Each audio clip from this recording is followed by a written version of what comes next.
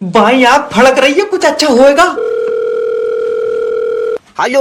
Hello sir, मैं insurance company की तरफ से जय बात कर रहा हूँ। तुम अपना लाइफ इंश्योरेंस करा लो। अच्छा, फायदे बताओ इसके। इसके फायदे ही फायदे हैं। जब तुम मरोगे तो तुम्हें पैसा मिलेगा। तो ठीक है, जब मैं मर जाऊंगा तो जब फोन कर लूंगा। अरे नहीं, मतलब मर जाओगे तो कैसे फोन कर लोगे? तो जब मर जाऊंगा तो तू पैसे कैसे दे देगा? तुम्हारे परिवार को मिलेगा। ओके। मान लो तुम मोटरसाइकिल से कहीं जा रहे हो और तुम्हारा एक्सीडेंट हुई है तो? पहली बात तो मैं कहीं जाऊंगा नहीं, दूसरी बात मेरे पास मोटरसाइकिल नहीं है। मान लो तुमने पड़ोसी की मोटरसाइकिल ले ली। वो तो पैसे नहीं देंगे, उनसे लड़ाई है। तो मान लो कि तुमने साल भर काम करके पैसे इकट्ठे करे और उन पैसों से मोटरसाइकिल ली। बाबले, मुझसे होएगा ही नहीं साल भर काम, मेरे घुटनों में दर्द है। तो तुम मरेगा ही नहीं क्या? न मरेंगे तो? सर, छोटी छोटी चीजों से मौत हो जा रही है। जैसे? जैसे तुम्हारे पेट में गैस बन गई। Oh my God. फिर गैस से सीने में दर्द उठा और उसके बाद हार्ट अटैक से मर गए तो? पागल, हार्ट अटैक कहाँ से आ जाएगा? जैसे ही गैस बंदेगी मैं कैप्सूल खा लूंगा। दुकान बंद कर दो, दुकान बंद कर दो। मुझे ना भगवान जी की एक बात समझ में नहीं आती कि जब दो लोग इतने अलग अलग हैं तो उन्हें पति पत्नी बनाने की क्या जरूरत है।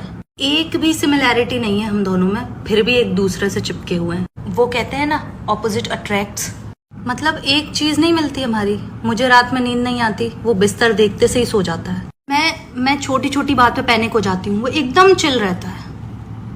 मैं प्रॉब्लम्स का सोल्यूशन ढूंढती हूँ, वो प्रॉब्लम ही इग्नोर कर देता है। मतलब मैं इतना बोलती हूँ कि मेरी बातें खत्म नहीं होती। मतलब मैं लड़ाई करूँ, झगड़ा करूँ, कुछ भी करूँ, वो चुप ही बैठा रहता है, रिएक्शन ही नहीं देता। मैं वेजिटेरियन, वो नॉन वेजिटेरियन। हमारी खाने पे चॉइसेस नहीं मिल रही यार। मतलब अगर मैं बोलने वाली हूँ तो वो सुनने वाला नहीं है, वो सो जाता है। यहाँ तक कि मैं लस्सी पीती हूँ और वो छाछ पीता है यार। मुझे बाहर जाना पसंद है, घूमना फिरना पसंद है, वो कहाँ जाए ही करता रहता है यार। फिर हम घर पे ही रहते हैं। मुझे हॉरर मूवीज देखना बहुत पसंद है, और अगर मैं नाम भी ले दूं तो वो नाम से ही डर जाता है। मुझे आइसक्रीम खाना पसंद है, वो मीठा ही नहीं खाता यार। मैं एक्सप्रेस करने वालों में से हूँ, वो समझने वालों में से नहीं है। पर अभी 2 कप चाय नहीं पी उसने मेरे साथ बैठ के। मैं चाय की शौकीन हूँ और वो चाय छोड़ के सब कुछ पीता है। ये भगवान ने 2 लोग छोड़ तो दिए नीचे धरती पर झाँक के तो देखो उन 2 लोगों ने कैसा भूचाल मचा रखा है यार।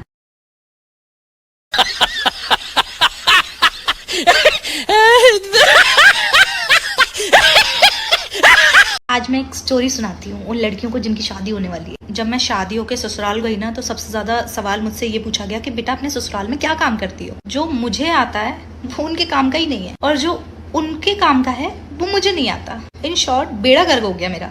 ससुराल जाके ही तो मुझे पता चला कि मुझे तो कुछ भी नहीं आता। खाने में, पहनने में, जगने में, सोने में, उठने में, सब में तो डिफरेंस था। वो लोग पंचुअल निकले और मैं नालायक। अगर किसी ने मुझसे कुछ काम की बोल दिया तो मुझे रोना आ जाएगा। काम तो मुझे आता नहीं, ऊपर से नया नया घर, नए नए लोग, उनको मैं डायरेक्टली मुंह पे मना भी नहीं कर सकती। अपने घर में तो मैं अपनी मम्मी को मुंह पे मना करती थी, मम्मी मुझे नहीं करना। पर बात तो मेरी माँ ही नहीं थी। कुछ लड़कियां होती है ना, वो देवी होती हैं, वो सब कुछ कर लेती हैं, सब कुछ आता है उन्हें, सब कुछ A to Z। I used to call my mom, mummy दाल में कितनी सीटी लगनी है। तुम्हें पता है वहाँ तो चाय भी अलग तरीके से बनाई जाती थी। हमारे घर में चाय पकाई जाती थी, वहाँ उबाली जाती है यार। एक बॉयल आया कि छान के दे दी। मेरी माँ तो जानती ही थी ना कि उनकी बेटी कामचोर है, पर सास तो मुझे पहली बार मिली ना, और उसके सामने मुझे अपनी रेपुटेशन खराब तो नहीं करनी थी, जो कि हो गई।